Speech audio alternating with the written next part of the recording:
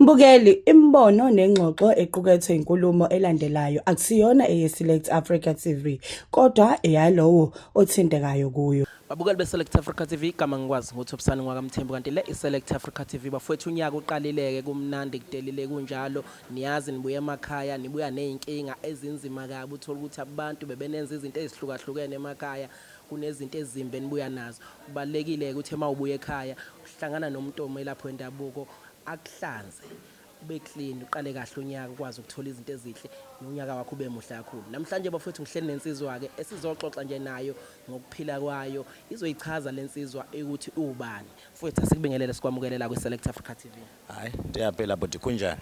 Ngiyaphila bhuti wami and ngiyathokoza ukuthi ngibe nawe namhlanje la ngiyajabula kuba nawe la. Ubani lensizwa? Hayi nami ndiyajabula kuba nawe bhuti. Mina I'm a doctor, I'm a pastor. Umsebenzi wami ndiyasiza abantu banama problems asukaneyo. Mfowethu uyasiza abantu abanema problems ahlukeneyo. Insizwa isuka kuphi and ihlala kuphi nendawo? Okay but mina I'm a pastor ndiyasonda but kuko abadala bakhona kum.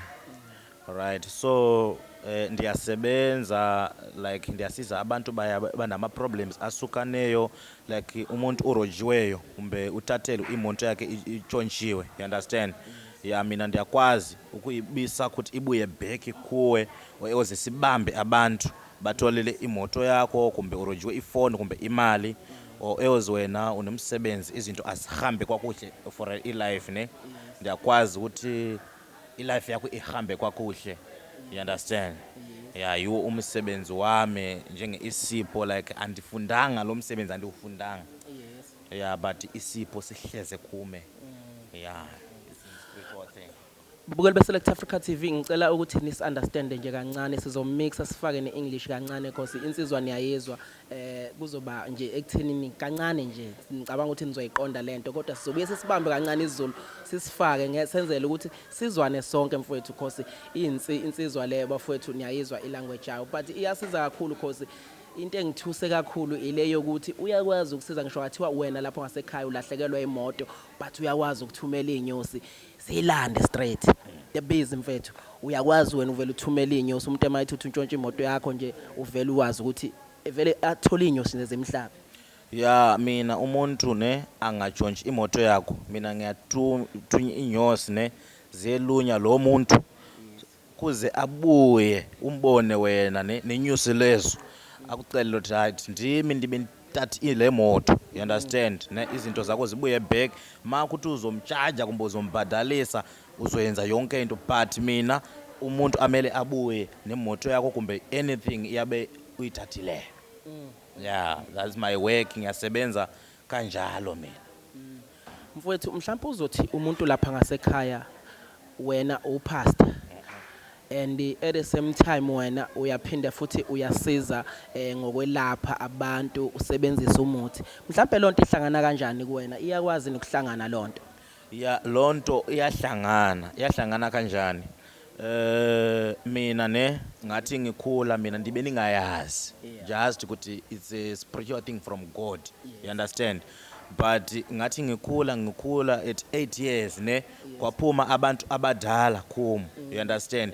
But thina sihleze kuna lo mntwana mina ngaqalisa ukuyenza imisebenzi but as a human being mina ngacinga ukuthi no ndimele nditandaze ndikhuleke because umkhulu ukhona, you understand? Then mina ngaqalisa ukuthi wenzani ukukhuleka, yanibona? Ngaqalisa ukukhuleka ngavula ama-branches ama-churches but abadala lo bana babe bakhona so babe bayenza one thing because akukho into wrong for that thing, you understand? What I'm based with ngiyancedisa abantu ama-problems abo nima-solve izinto zonke zibe right. So ngifuna ukuchecka la mhlawumbe umuntu lapha ngasekhaya usiyazibuza ukuthi wow lo muntu usiza kanje ngiyafisa ukuhlangana naye ngiyafisa ukumbona ngiyafisa ukwazi ukuthi uhlala kuphi mayithi umuntu ngiyafisa ukuthi angikwazi ukuthi uhlala kuphi ubhuti ubase kuphi la uzibase khona uyazi khona ukuthi okay mangiza la ngizokuthola wena? Okay, actually mina ndisuka eZimbabwe but now I'm staying here in South Africa at Durban. Ngihlala lapha eMont Clay.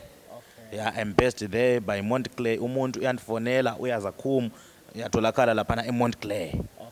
Ndiyasiza abantu bonke laphana umunye lomunye nama-problems asukaneyo ndiyamsiza. Ewe, ndiyamsiza. Babukeli be-Select Africa TV insizwa-ke come from eZimbabwe and into engijabulisayo ngaye bafowethu the mangihleli naye phansi sixoxa wangitshela ukuthi yena ayikho into engamhlula makuthi wena mbukeli lapha ngasekhaya uza kuyena uzomchazela uzokwenzela nje yonke into iqonde ibe right mfowethu mhlambe uzothi umuntu lapha ngasekhaya mina bangigqekezele endlini bathatha zonke impahla zami wena uyakwazi ukuthi ngikwazi ukuthi ngilandele lo muntu ngikwazi ukumthola Ndiyakwazi mina ndiyatuma lezi bees ne zizombamba kuze abuye lezinto zakho and mina what I do these things I can just do before 3 days umuntu lo amele aze kuwe lezinto zakho angayekela uzokufa amele abuye lezinto zakho and uyabuya kuwe uyomsebenzi wami uyeva whether utshontshelwe ntoni kumele kubuye back kuwe. You understand? Okokuthi maybe uzombhadalisa ukuthi wena ubontshontshelele lokhu lalokhu hayi ngokwakho liyabe lizokhulumisana mina owami imisebenzi ngiyabe sengiqedile mina ngiyakhulula ngisuthe lezinyoni kuphela mase likhulumisana lena wena mfethu mhlawumbe uzothi umuntu lapha ngasekhaya ngibe nenkinga la ngabulawela kwabulawa umuntu noma kwadotshula umuntu kulezo zimo ezumelaphi wendabuko noma umelaphi umuntu osizayo abantu uyakwazi ukuthi mhlambe umenzele mhlambe let's say sekubulawa umuntu and ngiphatha kabi lento ngiyafisa ukuthi kube ne revenge engizoyiphaya for lo muntu wasekhaya bambulela ikhona yini indlela owazi kwenza ngayo wena yeah mina actually umsebenzi wami ne ngiyayenza ama go back to sender 1 2 mina ndiyakwazi ukuvutha lo muntu ahambe yena ayezulwela ngokwakhe you understand maybe awukwazi wena ukuthi mbani ubulali ubodi wakhe kumbe insisi wakho you understand mina ndiyakwazi ukuyenza umsebenzi lo muntu uzovuka hambe aye uzolwa ngokwakhe lo abantu libabambe libe wazi ukuthi no ngulo la lo ubulali usisi wethu kumbe ngubodi wethu you understand then imali izobhadalisa mbe izenza njani ngokwenyu but liyabe selibonile vele ukuthi ngulo ubulali ubodi wethu yeah ngiyawenza lo msebenzi. Okay ngiyayizwa mfowethu uyayibeka iyacaca mhlambe izothi enye question yomuntu lapha ngasekhaya nginenkinga ukuthi mina ngifuna umsebenzi but izinto zami ayihambi kahle udokotela noma umfundisi lapha upastor ikhona indlela angangisiza ngayo ekutheni ngikwazi ukuthola umsebenzi nanemali yami ngithi ngiyasebenza nje vele ishabalala ethiwa sengiholile kodwa uthola ukuthi iyashabalala mhlambe singathini lapha yeah mina nje umsebenzi wami ndinazo izindlela ezinenge ezekuthi ndikusize uhambe emsebenzi izinto zakho zicace uthole imali kumbe wena ufuna ipromotion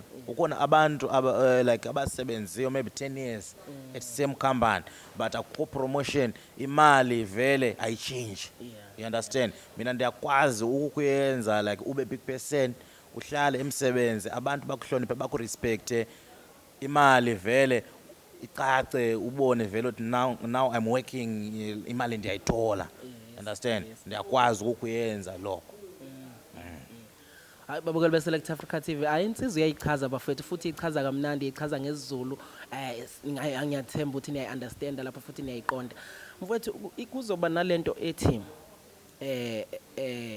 ngisekhaya yabo ema ngisekhaya ade sisemakhaya sonke mfethu emakhaya uthola ukuthi uyafika kunabantu vele bangabathakathi mhlambe ngiyafisa ukuhlanjululwa ngigezwe ngibonakala ukuthi mhlambe ngishintshe ukuthi isimo sami thola ukuthi khonto abangithwese yona ekhaya emangibuya la eThekwini izinto zami sezibamnyama uyakwazi ukuyenza lonto uthola ukuthi mhlambe umuntu uyakwazi ukumgeza yeah ndiyakwazi ukumgeza umuntu ne abe clean you understand because abathakathi vele bayakwazi bangabona wena unesipho you understand bayakwazi ukungcolisa wena like kwenza izinto zakho singahambi kakuhle uzame lapha nalapha ubone ukuthi ayikho into ephumelelayo you understand so mina ngiyakuhlanja ube clean so that ma uhamba ngani usemsebenzini uphi abantu bazokubona ukuthi no lo muntu u right you understand yonke into izahamba kakuhle umele ube clean so mina ndiyakwazi ukuhlanja abantu babe right babe clean